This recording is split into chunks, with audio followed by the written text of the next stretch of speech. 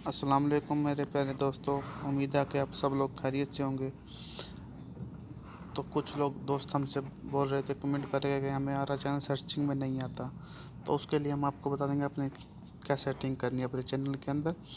सबसे पहले हमने अपने जाना गूगल क्रोम में जाने के बाद हमने लिखना http.youtube.com।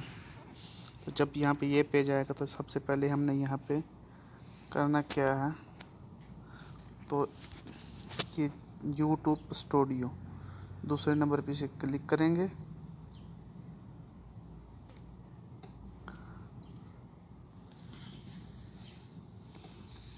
तो कुछ जब हम इसको क्लिक करने के बाद करेंगे तो हमारे पास कुछ इस तरह का इंटरफेस आएगा।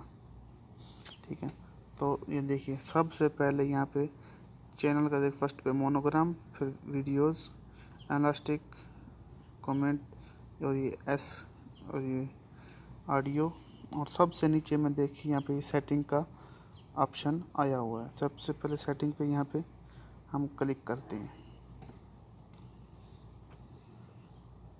देखिए जब हम सेटिंग पे क्लिक करेंगे तो हमारे पास इस तरह का इंटरफेस आएगा। तो इसके बाद हमने जो अभी सेटिंग करनी है वो है चैनल।